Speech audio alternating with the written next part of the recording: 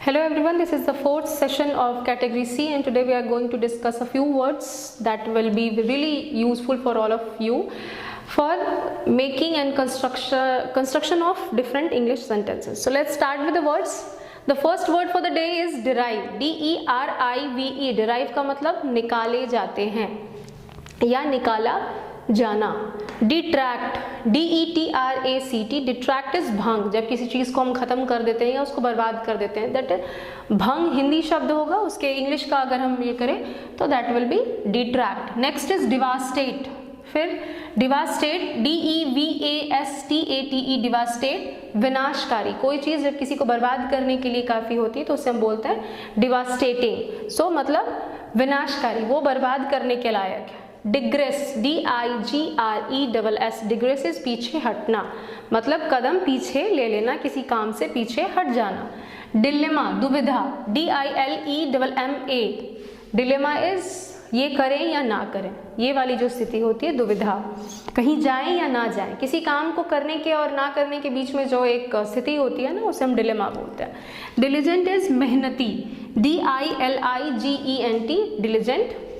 Distort, distort is विकृत, D-I-S-T-O-R-T. Distort means विकृत, यानी कि जो चीज़ अपने आकार में सही रूप में ना हो उसे हम क्या बोलेंगे, डिस्टॉर्ट बोलेंगे. Next is diversion. ये आपने देखा होगा जब आप कभी ड्राइव कर रहे होते हैं या फिर कहीं जा रहे होते हैं तो आपने देखा होगा एक बोर्ड जिस पे लिखा होता है diversion. What is this diversion? Diversion is विविधता, मतलब एक नहीं, ये नहीं तो दूसरे तरफ या दूसरे रास्ते, तो विविधता, एक से अनेक, ज़्यादा. Elation, E-L-A-T-I-O-N. इलेशन इज उत्साह, द अर्ज, द ईगरनेस, उत्साह. Elicit, E-L-I-C-I-T. एलिसिट इज प्रकाश में लाना या किसी चीज़ को केंद्र में लाना. एलिसिट ये शब्द हुआ. So these are the words which was for the today's content. ये मैंने आज के लिए प्रिपेयर किया था. Hope these words you can easily see that I have just tried making it in a little bit of alphabetical order. आपको alphabets के order में अगर थोड़े थोड़े वर्ड्स में दे पाऊँ तो that will be really nice, because एक तरीके की डिक्शनरी आपके पास खुद की क्रिएट हो जाएगी. तो at the end of the time when the classes would be done, the whole sessions would be done, so you will have a dictionary created by your own or a vocabulary, words of different alphabets you will have all together, that will be created by your own. अब किसी के लिए पूरी dictionary याद करना, शब्दकोश याद करना इतना आसान नहीं है, लेकिन अगर आपने ये वर्ड्स खुद देखे होंगे, सुने होंगे, तो आपके लिए वो याद रख पाना, उसको यूज़ कर पाना ज़्यादा आसान होगा.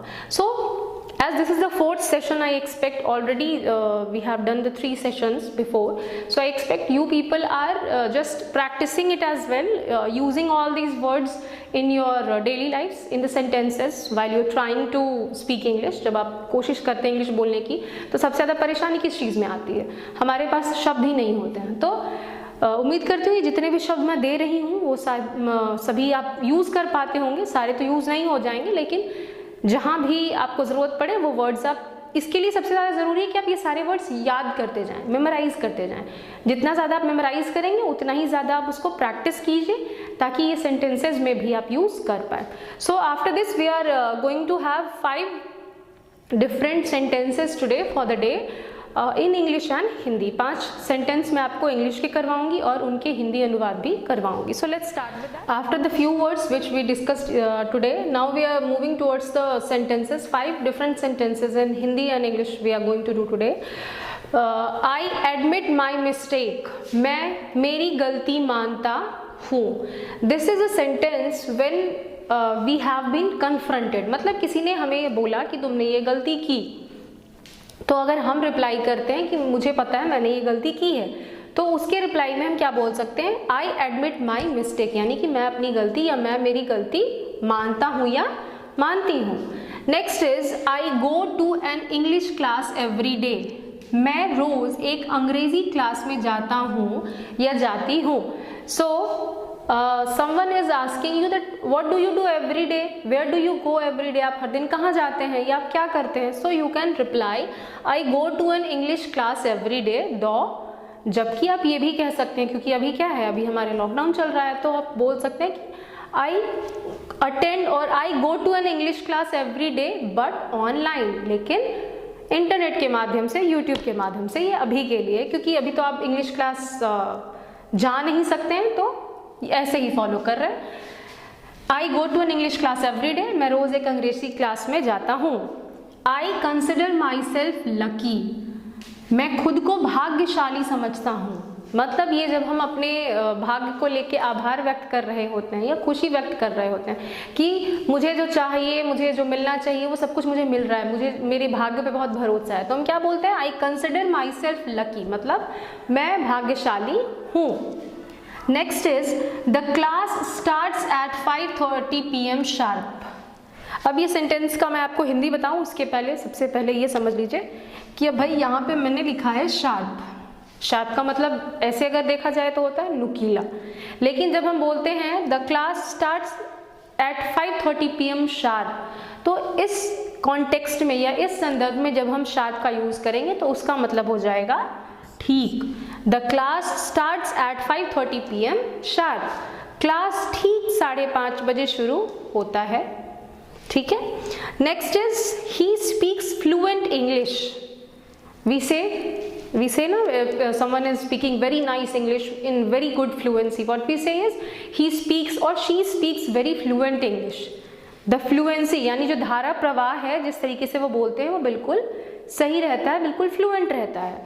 तो उसकी अंग्रेजी क्या हो जाएगी? He speaks fluent English. Hindi में वह धारा प्रवाह अंग्रेजी बोलता है, या बिल्कुल उसके बोलने की जो गति है वो बिल्कुल सही है, वो अटकता नहीं है, उसको शब्दों को ढूंढना खोजना नहीं पड़ता है, बहुत सही अंग्रेजी बोलता है।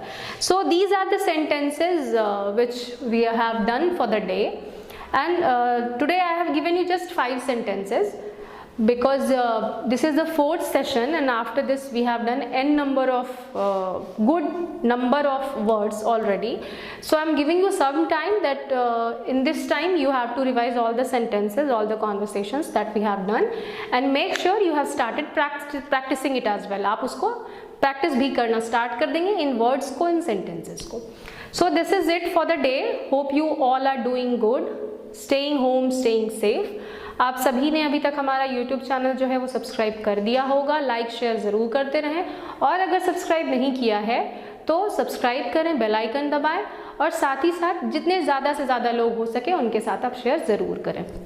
तब तक के लिए धन्यवाद।